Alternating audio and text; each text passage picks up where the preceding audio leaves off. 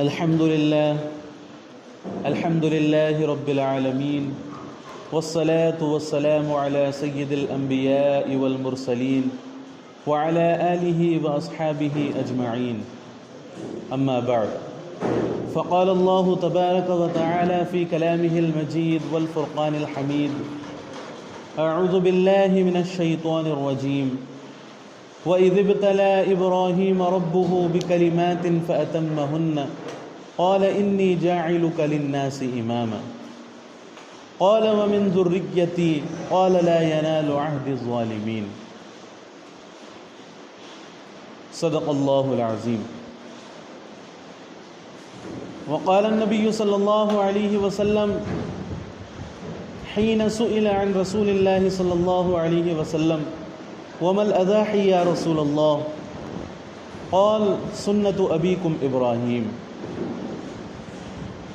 وسئل عن رسول الله صلى الله عليه وسلم: وما فيها يا رسول الله؟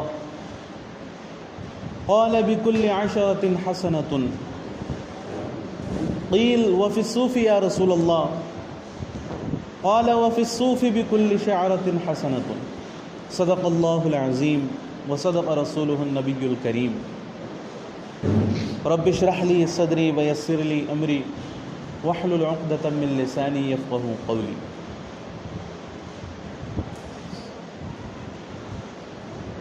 گزشتہ ہفتے قربانی کے متعلق بیان ہوا تھا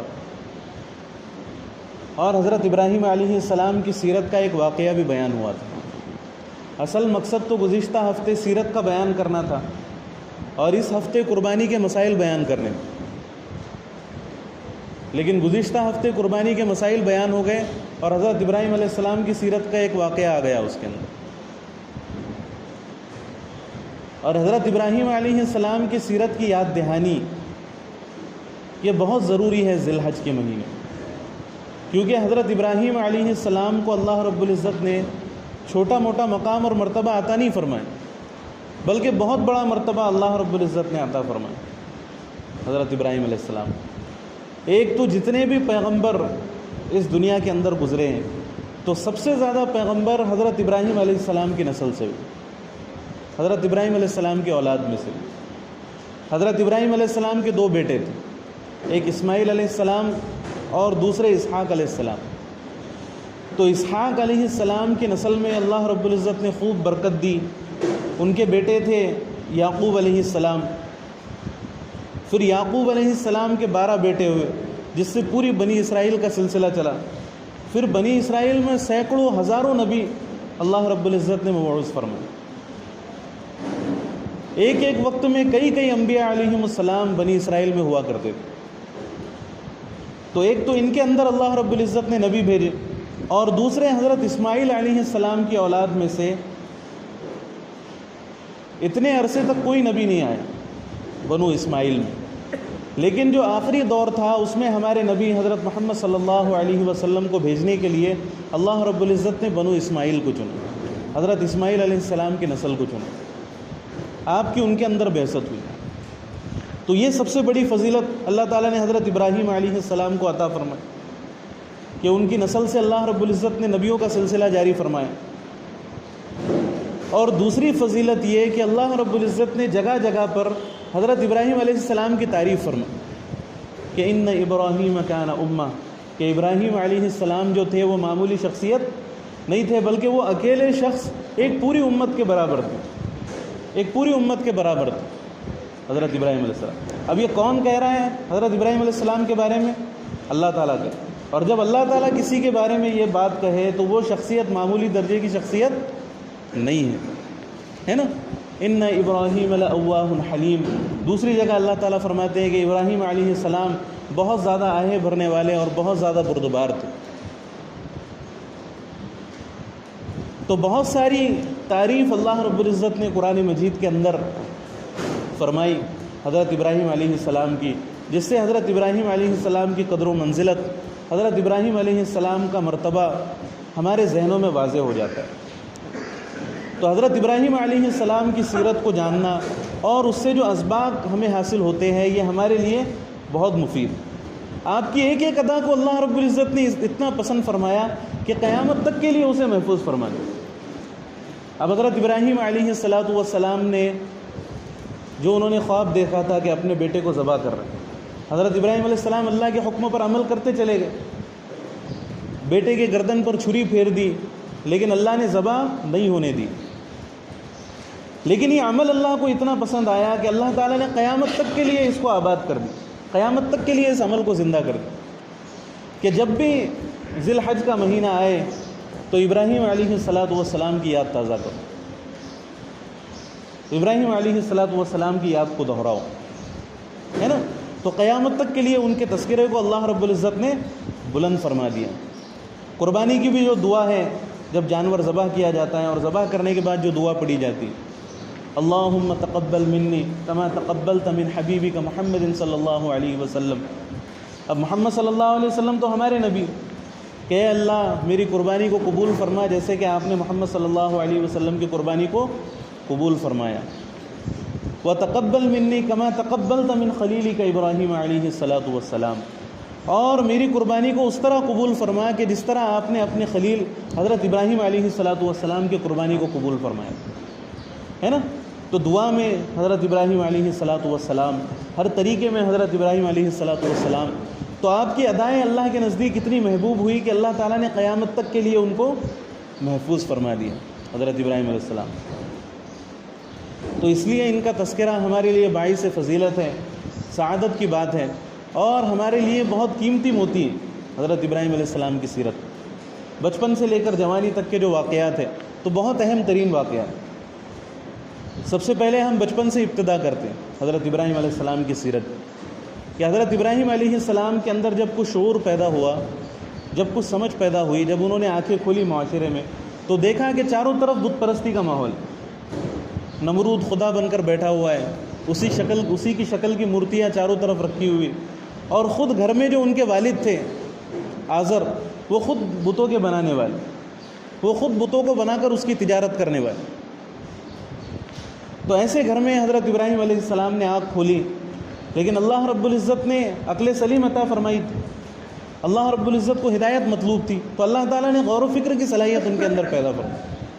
قرآن مجید میں اللہ رب العزت نے ان کا تذکرہ فرمایا کہ جب انہوں نے ستاروں کو دیکھا چمکتے ہوئے تو کہا کہ یہ میرے رب ہے، یہ میرا خدا ہے۔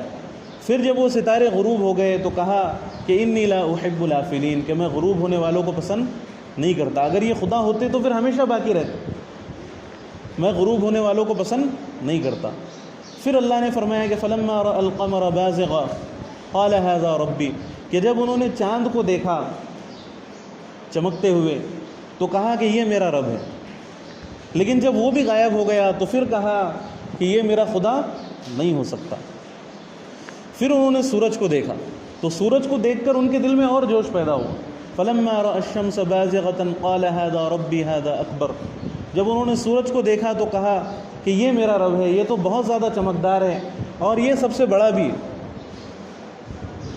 پھر جب سورج بھی غروب ہو گیا تو کہنے لگے کہ لئن لم يهدني ربي لأكونن من الخاسرين، کہ اگر میرا رب میری ہدایت کا انتظام نہ کرے، میری رہبری نہ کرے تو میں تو خسارے والوں میں سے ہو جاؤں، میں تو گھاٹے والوں میں سے ہو جاؤں۔ پھر اللہ کی طرف متوجہ ہوئے کہ یا اللہ میں عقل سے اپنے خدا کو نہیں پہچان سکتا، یا اللہ تو میری رہبری فرما۔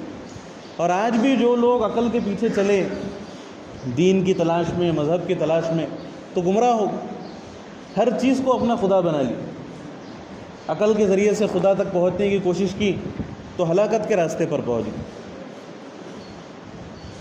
تو حضرت ابراہیم علیہ السلام نے دعا کی کہ یا اللہ اگر تو میری رہبری نہ کرے، تو میری رہنمائی نہ کرے تو میں تو خسارے والوں میں سے ہو جاؤں۔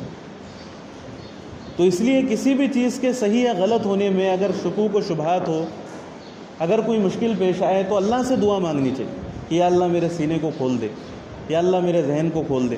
سب سے بڑے ہادی، سب سے بڑے ہدایت دینے والے اور سب سے بڑے رہبر اللہ رب العزت ہے۔ تو اللہ کی طرف سے وحی کا سلسلہ شروع ہو گیا حضرت والسلام کو، اللہ تعالیٰ نے نبوت سے سرفراز فرمایا۔ تو سب سے پہلے جو حضرت ابراہیم علیہ السلام کی دعوت تھی وہ اپنے گھر میں تھی، اور حضرت ابراہیم علیہ السلام نے مضبوطی کے ساتھ دعوت دی، مضبوطی کے ساتھ دعوت دی، لیکن بدتمیزی بھی نہیں ہونی، بدتمیزی بھی نہیں ہونے دی۔ حضرت ابراہیم علیہ السلام نے اپنے والد سے کہا کہ یا ابتی انی لاراک وقومک فی ضلال مبین، کہ اے میرے پیارے والد، میں آپ کو اور آپ کی قوم کو کھلی ہوئی گمراہی کے اندر دیکھتا ہوں، میں آپ کو اور آپ کی قوم کو کھلی ہوئی گمراہی کے اندر دیکھتا ہوں۔ اب اپنے والد سے مخاطب ہو رہے ہیں، یہ وقت کے نبی ہیں، وقت کے پیغمبر ہیں، اپنے والد سے مخاطب ہو رہے ہیں، اور والد کوئی چھوٹے موٹے گناہ کے اندر مبتلا نہیں ہے بلکہ بڑے گناہ کے اندر مبتلا ہے، تو پھر بھی پیار سے اپنے والد دعوت دے رہے کہ اے میرے والد، میں آپ کو اور آپ کی قوم کو گمراہی میں دیکھتا ہوں۔ تو اس سے ہمیں پتہ چلتا ہے کہ بڑوں کو جب بھی دعوت دی جائے، ہمارے والد والدہ ہے، اگر وہ کوئی غلط کام کر رہے ہیں تو ان کو دعوت دینے کا طریقہ الگ ہے، ان کو دعوت دینے کا طریقہ الگ ہے۔ ہمارے معاشرے میں کیا رواج ہے کہ ایک ہی لکڑی سے سب کو ہانکو، ایک ہی لکڑی سے سب کو ہانکو، حالانکہ ایسا درست نہیں ہے۔ اللہ کے نبی صلی اللہ علیہ وسلم کا فرمان ہے، حضرت عائشہ رضی اللہ عنہا کی روایت ہے کہ انزل الناس منازلہم، کہ لوگوں کو ان کے مرتبے کے اعتبار سے بلاؤ، لوگوں کو ان کے مرتبے پر اتارو، جس کا جیسا مرتبہ ہے اس کے ساتھ ویسا سلوک ہونا چاہیے، ہر ایک کے ساتھ ایک جیسا سلوک نہیں ہو سکتا۔ اور یہ تمیز کی بھی بات، یہ کامن سینس کی بھی بات ہے، حکمت کی بھی بات۔ اگر ایسا نہیں ہوگا تو پھر سامنے والا دعوت کو قبول ہی نہیں کرے گا، بات کو سمجھے گا بھی نہیں، ہے نا۔ تو اس لیے اگر ہم بڑوں کو دعوت دے رہے ہیں، والدین کو دعوت دے رہے ہیں، تو احترام کے ساتھ ان کو دعوت دینے کا حکم ہے کہ احترام کے ساتھ ان کو دعوت دی جائے، ان کی شان میں کوئی گستاخی نہ ہو، ان کی بے ادبی نہ ہو، اس طریقے سے ان کو دعوت پہنچائی۔ اور سب سے بڑی بات کہ ان کی تحقیر دل کے اندر نہ ہو، ان کی تحقیر دل کے اندر نہ ہو۔ حضرت ام حبیبہ رضی اللہ عنہا جو ابو سفیان کی بیٹی تھی، اب اللہ کے نبی صلی اللہ علیہ وسلم مدینۃ المنورہ میں ہجرت فرما چکے تھے، اور ابو سفیان ابھی تک مسلمان نہیں ہوئے تھے، انہوں نے اسلام قبول نہیں کیا تھا۔ ایک مرتبہ آئے گھر میں تو حضرت ام حبیبہ رضی اللہ عنہا نے کیا کیا کہ نبی صلی اللہ علیہ وسلم کا جو بستر تھا، اس بستر کے اوپر حضرت ابو سفیان کو بیٹھنے نہیں دی، بلکہ ان سے کہا کہ نیچے بیٹھو، اور خود بھی نیچے بیٹھ گئے۔ تو جب اللہ کے نبی صلی اللہ علیہ وسلم گھر میں تشریف لائے تو آپ صلی اللہ علیہ وسلم نے پوچھا کہ ام حبیبہ، تم نے اپنے والد کو اوپر کیوں نہیں بٹھایا، میرے بستر پر کیوں نہیں بٹھایا؟ تو وہ کہنے لگی کہ یا رسول اللہ، مجھے یہ گوارا نہ ہوا کہ جس بستر کے اوپر نبیوں کے سردار بیٹھتے ہو، اس بستر کے اوپر کافروں کا سردار آ کر بیٹھے، مجھے یہ بات گوارا نہیں، تو اس لیے میں نے بیٹھنے کی اجازت نہیں دی۔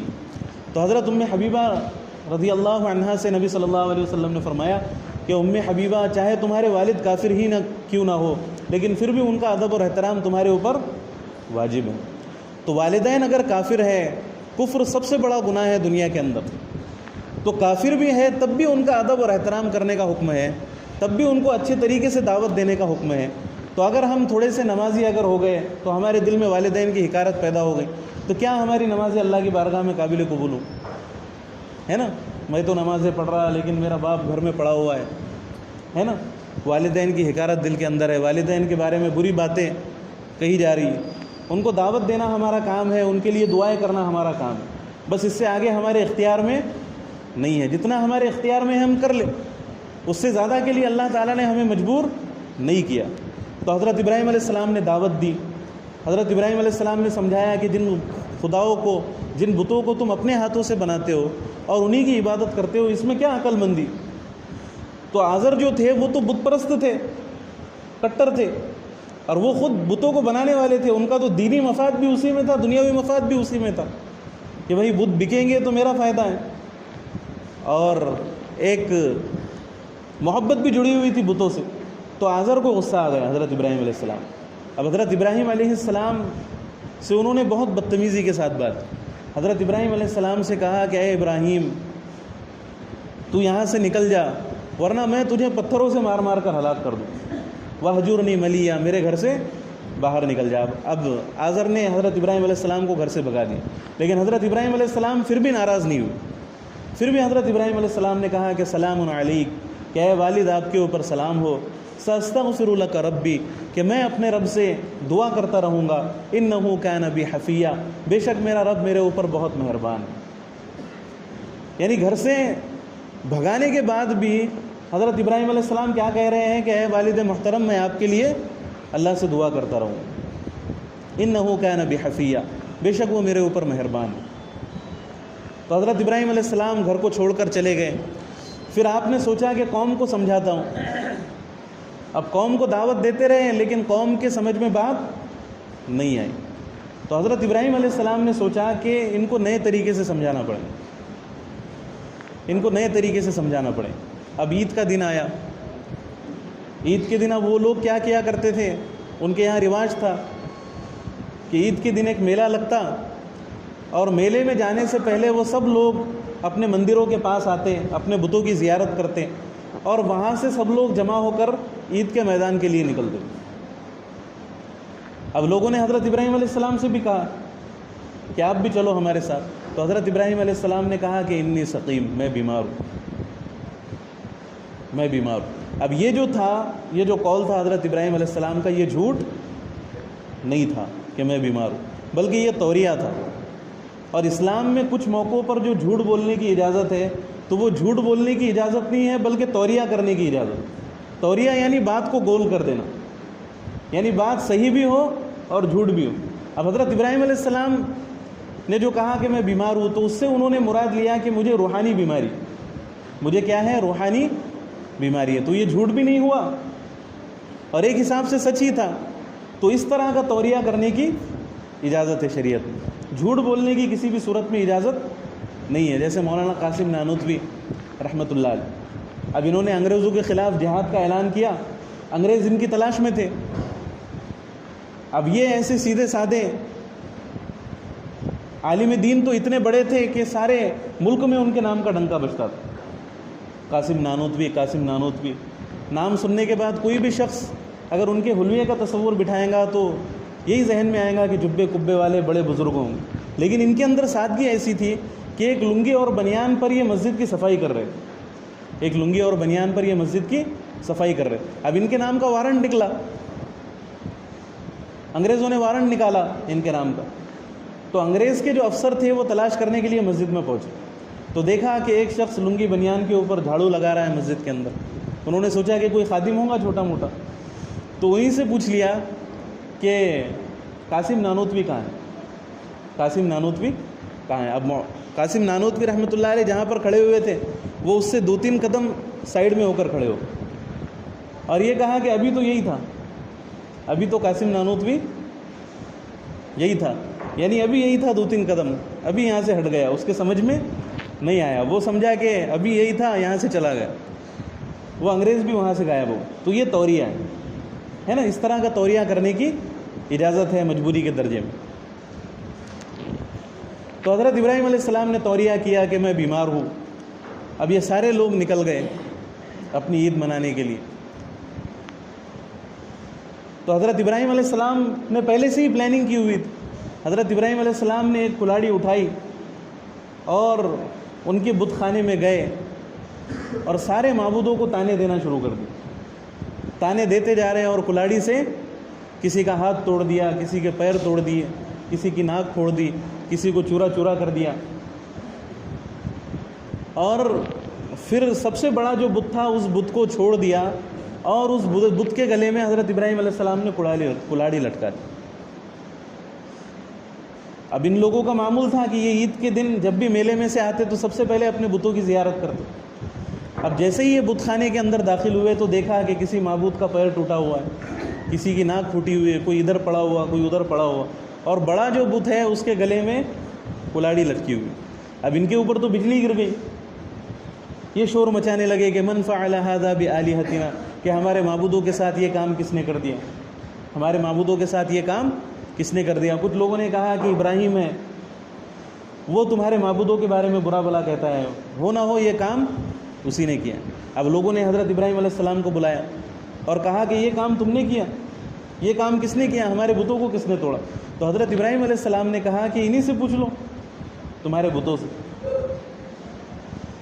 تو وہ کہنے لگے کہ ابراہیم، کیا یہ بت بھی بات کر سکتے ہیں، کیا یہ بت بھی بول سکتے ہیں؟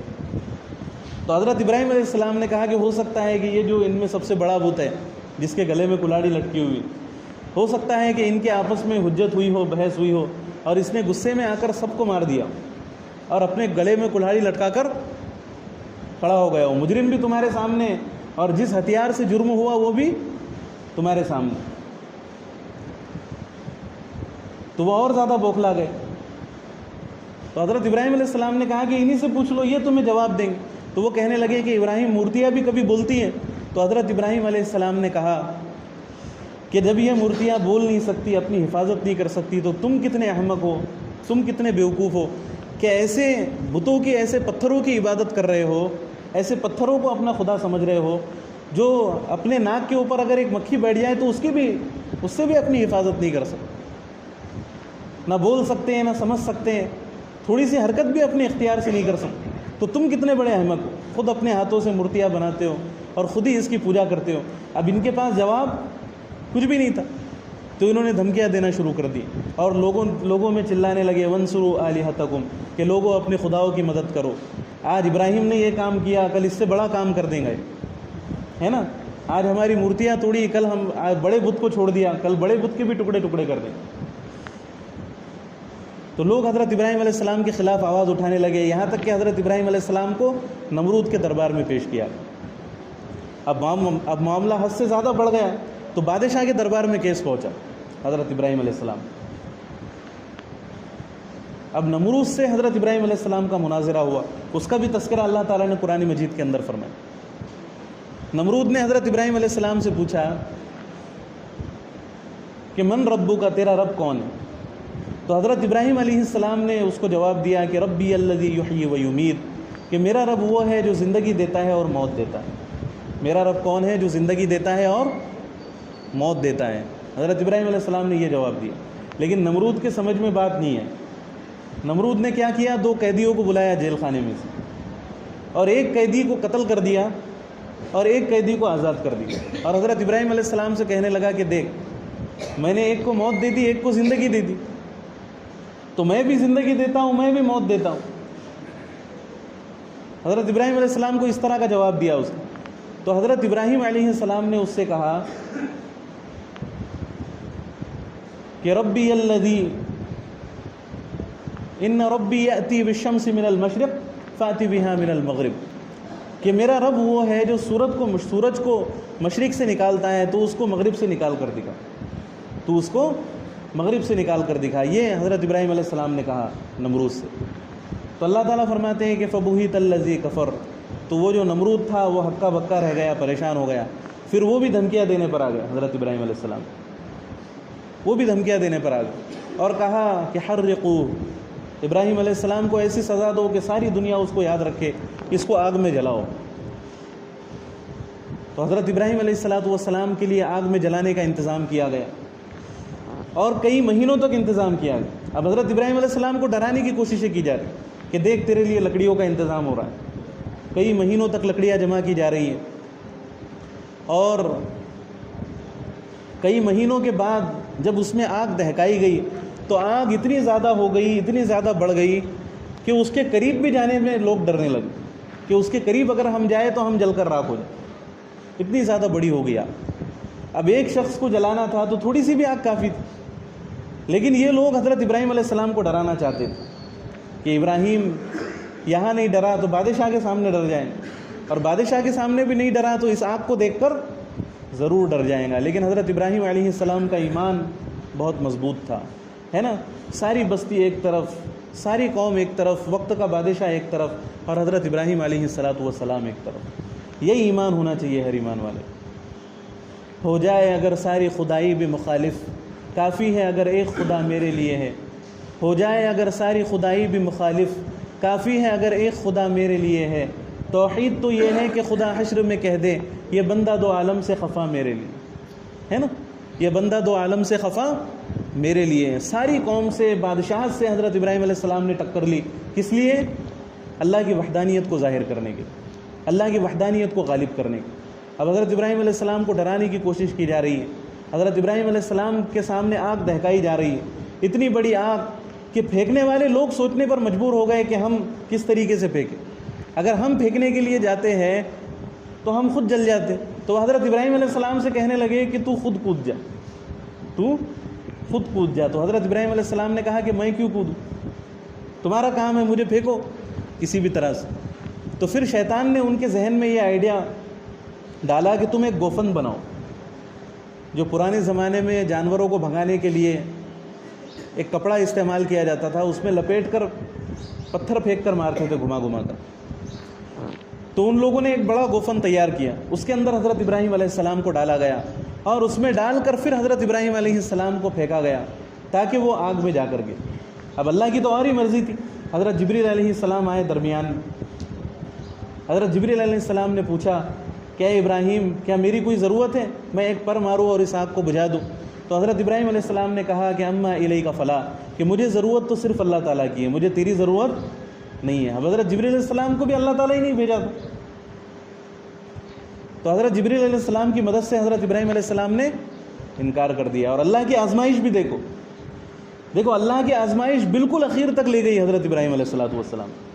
ہمارے اوپر تو تھوڑے سے حالات آ گئے, اب پتہ چلا ہم کو مصیبت آنے والی ہے تو ہم رونا دھونا شروع کر دیں گے, یا اللہ مجھے ہی جیل ہو گئی, یا اللہ میں تو نبی ہوں, سارے ملک سے تیرے لیے لڑا اور مجھے ہی نمرود نے پکڑ لیا, مجھے ہی جیل میں ڈال دیا, یا اللہ دیکھ کتنی بڑی آگ جلا رہے یہ لوگ, کیا ہوگا میرا, ہے نا. ہم تو پہلے ہی رونا دھونا شروع کر دیتے ہیں. لیکن حضرت ابراہیم علیہ السلام کا ایمان دیکھو اور اللہ تعالیٰ کا آزمانہ دیکھو کہ حضرت ابراہیم علیہ السلام بھی انتہا تک جانے کے لیے تیار ہے اور اللہ رب العزت بھی انتہا تک آزمانے کے لیے تیار ہے. حضرت ابراہیم علیہ السلام اللہ سے دعا بھی نہیں کر رہے کہ یا اللہ مجھے اس عذاب سے بچا لے, کہ کہیں اللہ کی منشا ہی یہ ہو, اللہ کی رضا ہی یہ ہو کہ ابراہیم کو جلا کر موت دینا ہے, ابراہیم کو نمرود کی آگ میں جلانا ہے, کہیں میں منشا کے خلاف اللہ سے نہ مانگ لوں, کہیں اللہ کی رضا کے خلاف اللہ سے نہ مانگ لوں, ایک لفظ اللہ کی رضا کے خلاف نہ نکل جائے. حضرت ابراہیم علیہ السلام دعا بھی نہیں کر رہے کہ اگر اللہ مجھے آگ میں ڈالا جا رہا ہے تو اللہ رب العزت میرے حال سے واقف ہے, اللہ میری حالت کو جانتا ہے, مجھے کسی کی مدد کی کوئی ضرورت نہیں ہے. اب حضرت ابراہیم علیہ السلام کو آگ میں ڈال دیا گیا. حضرت ابراہیم علیہ السلام آگ میں گر گئے. اب اللہ رب العزت نے اپنی بادشاہت کا ظہور فرمایا, اب اللہ رب العزت نے اپنی شان کا ظہور فرمایا. اگر اللہ چاہتے تو بارش برسا دیتے, وہ آگ بجھ جاتی.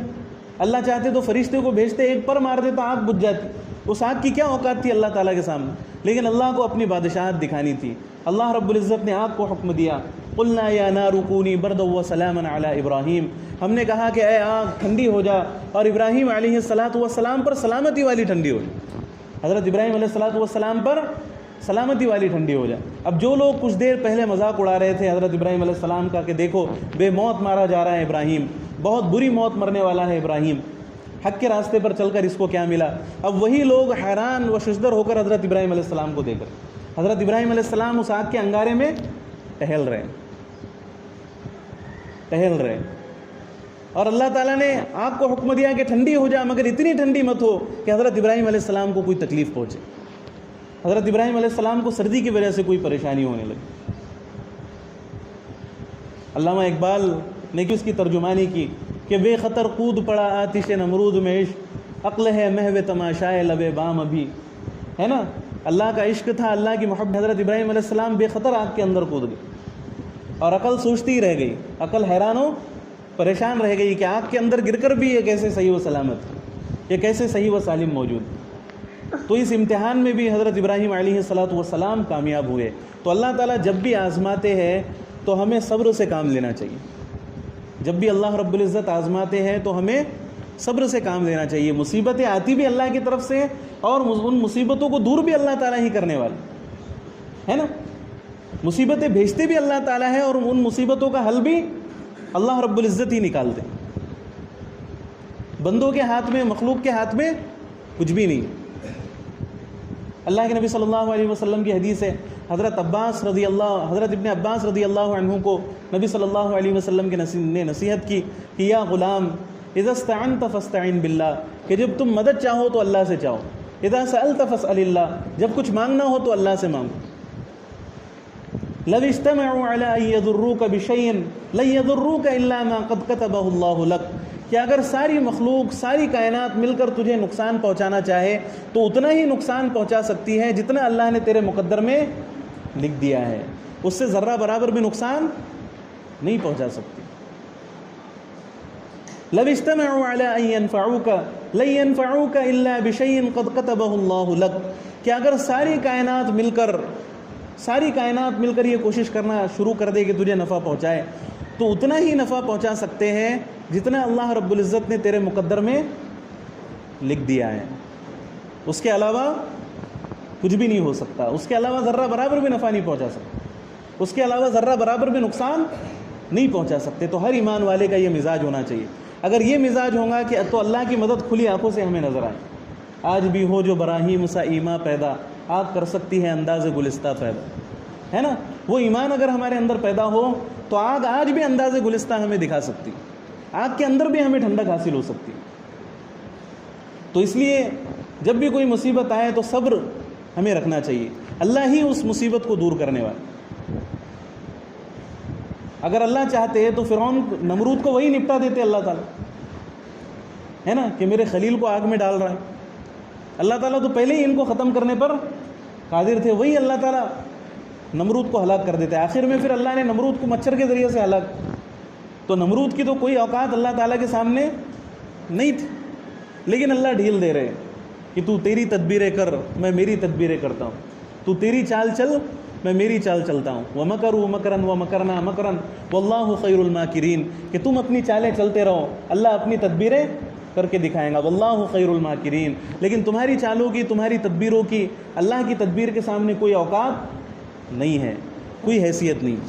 تو مصیبتوں میں ڈالنے والے بھی اللہ ہیں اور اس سے نکالنے والے بھی اللہ ہے۔ دیکھو ایک بات اور سن لو، ایک واقعہ اور سن لو، اس سے بات اور سمجھ میں آ جائیں گی، واضح ہو جائیں گی۔ حضرت موسیٰ علیہ السلام اپنی قوم کو لے کر نکلے۔ اب پوری سیرت میں حضرت موسیٰ علیہ السلام کی یہ چیز ملتی۔ اب حضرت موسیٰ علیہ السلام نکلے ایمرجنسی میں، اللہ تعالیٰ کی طرف سے حکم ہوا اسری بعبادی لیلا انکم متبعون، کہ اے موسیٰ فرعون تیرا پیچھا کرنے والا ہے، اپنی قوم کو لے کر جلدی جلدی شہر سے نکلو۔ حضرت موسیٰ علیہ السلام نے سارے لوگوں کو ایمرجنسی میں جمع کی اور سارے لوگ نکلے کہ ابھی ہم کو نکلنا۔ اب نکلے، اب اللہ کی طرف سے معاملہ یہ ہوا کہ جس راستے سے حضرت موسیٰ علیہ السلام کو جانا تھا وہ راستہ حضرت موسیٰ علیہ السلام بھٹک گئے۔ اگر اللہ چاہتے تو حضرت موسیٰ علیہ السلام راستہ بھٹک سکتے تھے؟ نہیں بھٹک سکتے۔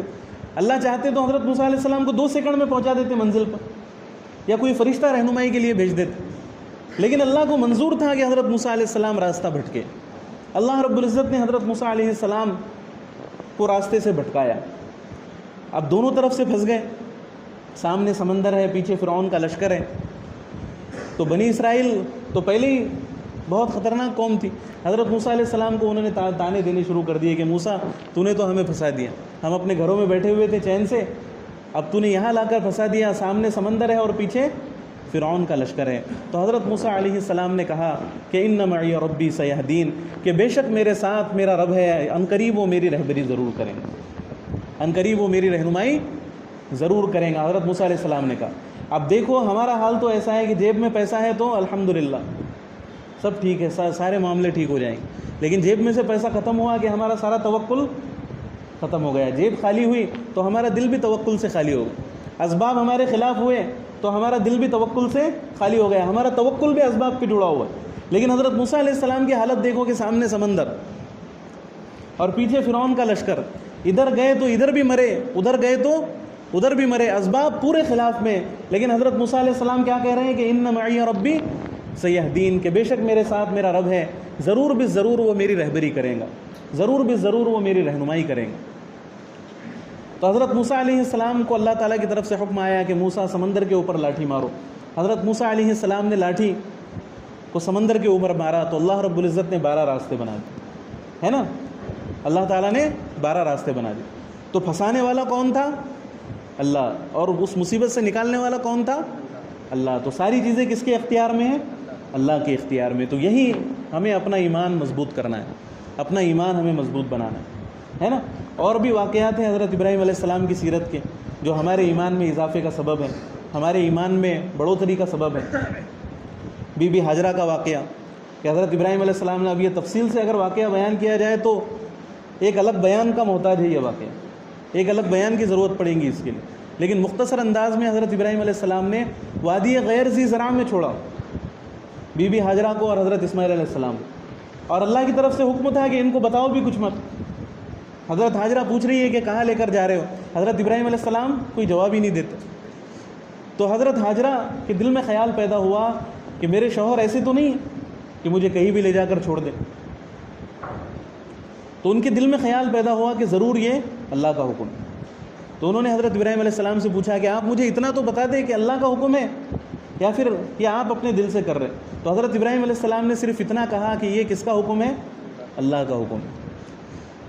تو بیوی حاجرہ نے کہا فَإِذَا لَيُضَيِّعُنَا کہ جب یہ اللہ تعالیٰ کا حکم ہے تو اللہ رب العزت مجھے ضائع نہیں کریں گے, مجھے اور میری اولاد کو ضائع نہیں ہونے دیں گے. اب حضرت بی بی حاجرہ اور حضرت اسماعیل علیہ السلام ایک ایسی وادی میں جو پتھروں کی وادی, جہاں نہ پانی کا نام و نشان, نہ گھاس کا نام و نشان, کچھ بھی موجود نہیں ہے, اور وہاں پر وہ اللہ کی ذات پر توکل کر رہے ہیں, وہاں پر وہ اللہ کی ذات پر توکل کر رہے ہیں, بھروسہ کر رہے ہیں کہ اللہ ہماری روزی کا انتظام کریں گے, اللہ ہمیں بھوک اور پیاس سے نہیں مرنے دیں گے, اور سبب بھی اختیار کر رہے ہیں. ان کو معلوم ہے کہ یہاں کچھ نہیں ملے گا, لیکن پھر بھی بی بی حاجرہ کبھی صفا کی طرف دوڑتی ہے, کبھی مروہ کی طرف دوڑتی ہے.